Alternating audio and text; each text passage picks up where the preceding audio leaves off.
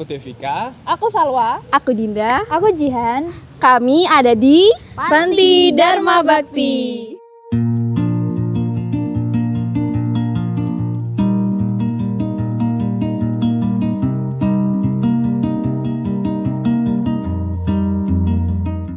Hari ini kami akan melakukan wawancara dan liputan kepada pengasuh dan teman-teman yang ada di panti ini. Mau tahu kelanjutannya gimana? Yuk ikuti terus video kami.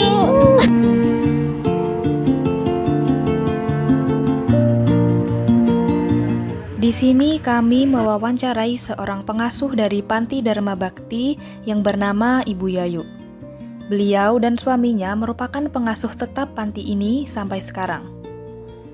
Latar belakang pemilihan nama Dharma Bakti adalah karena mereka ingin mendharma baktikan atau mengabdikan diri mereka kepada masyarakat. Awal mulanya rumah tersebut dijadikan sebagai proyek pembinaan remaja putus sekolah atau drop out yang disingkat dengan Properdo. Pemilik rumah dan tanah tersebut merupakan seorang misionaris berkebangsaan Amerika yang bernama Bapak Stephen.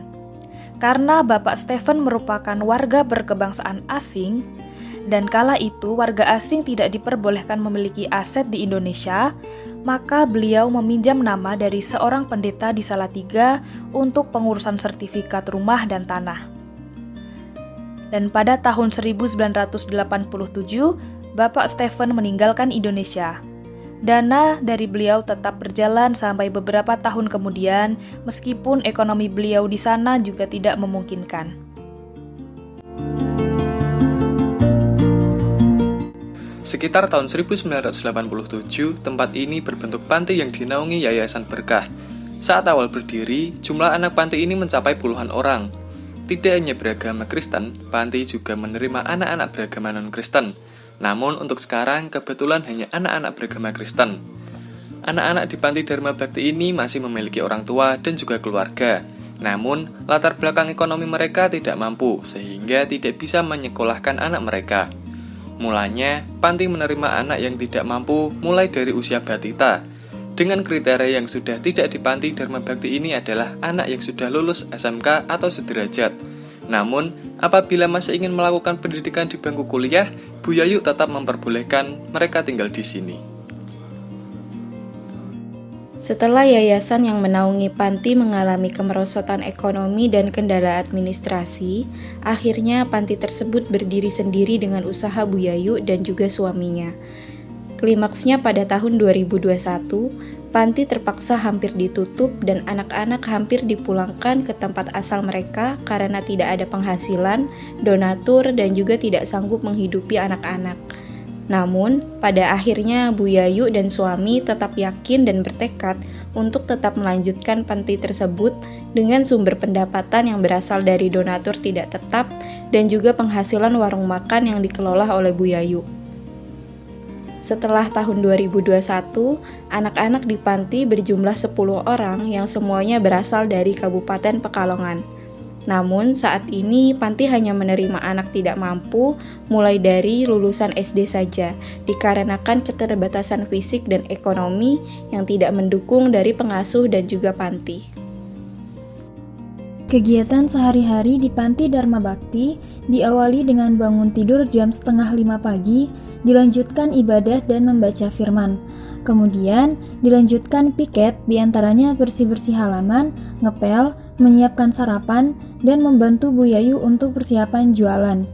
Panti ini juga didukung dengan beberapa fasilitas seperti kamar tidur berjumlah 10, ruang ibadah, ruang makan, dapur, ruang tamu, ruang tengah, taman, dan halaman yang luas.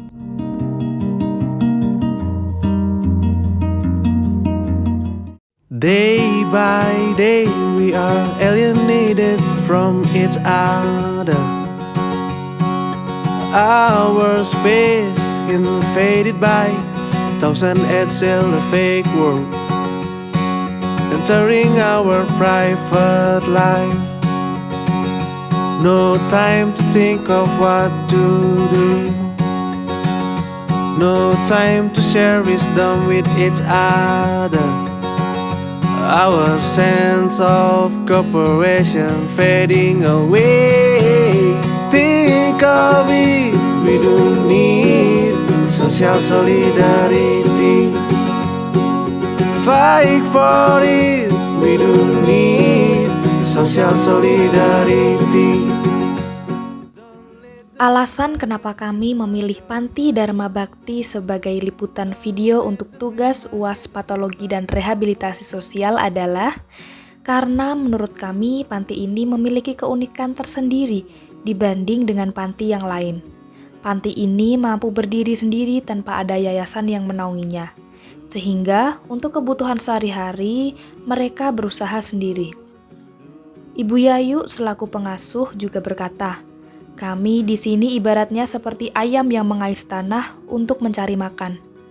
Hari ini dapat apa, ya itulah yang kami makan. Selain itu, kami ingin tahu panti asuhan perspektif dari agama selain Islam itu seperti apa. Dan panti ini adalah panti yang berbasis Kristiani.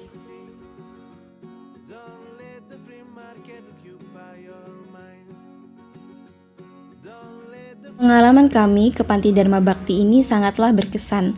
Rasanya cukup jarang kami menemukan panti yang seperti ini, di mana biasanya kami berkunjung ke panti-panti yang isinya anak-anak SD ataupun balita. Namun di Panti Dharma Bakti ini kami bisa merasakan pengalaman dan juga sensasi baru ketika bertemu dengan anak-anak yang ternyata usianya sudah cukup remaja. Walaupun hal tersebut di luar ekspektasi kami, namun bertemu dengan mereka juga cukup menyenangkan. Ketika pertama kali bertemu dengan Bu Yayu, juga kami sangat salut karena mereka bisa menerima kami dengan sangat baik. Terlihat orangnya juga sangat tulus.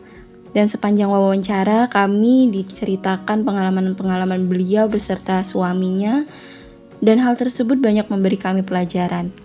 Dari sejarah yang diceritakan pun ternyata cukup kompleks.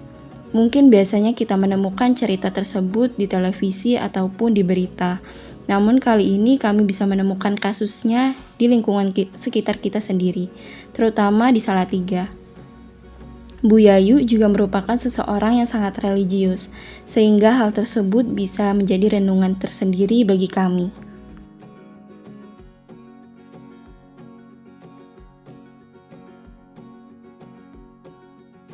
Kesan-pesan yang kami alami di Panti Dharma Bakti ini sangat banyak. Kita dapat mengetahui dunia luar bukan hanya sebatas teori di atas buku. Kita menemui langsung anak-anak yang mengalami masalah sosial dan ibu panti yang sekuat tenaga membimbingnya. Kita bisa lebih merasakan apa yang Bu Yayu dan suaminya lakukan yang telah berjuang membangun, merawat, juga menjaga panti ini dari sekian puluh tahun lalu hingga tetap berdiri saat ini. Kita juga bisa bertukar cerita dengan anak-anak di panti tersebut yang mungkin nasibnya tidak seberuntung kita. Kita patut bersyukur dengan apa yang kita miliki, karena apa yang kita punya bisa jadi adalah mimpi bagi orang lain. Terima kasih kepada semuanya karena telah memberikan kami pengalaman baru yang belum pernah kita jumpai sebelumnya. Day by day we are alienated from each other. Our space invaded by thousand edsel a fake world, entering our private life. No time to think of what to do, no time to share wisdom with each other. Our sense of cooperation fading away. Think of it, we do need social solidarity. Fight for it, we do need social solidarity. Don't let the free market occupy your mind. Don't let the free market occupy your home.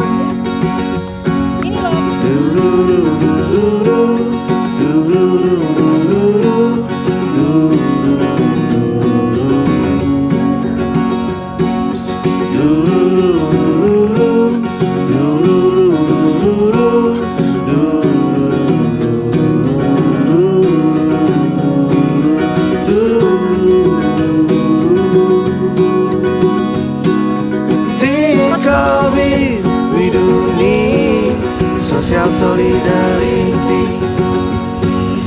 fight for it. We do need social solidarity. Don't let the free market occupy your mind. Don't let the free market occupy your home.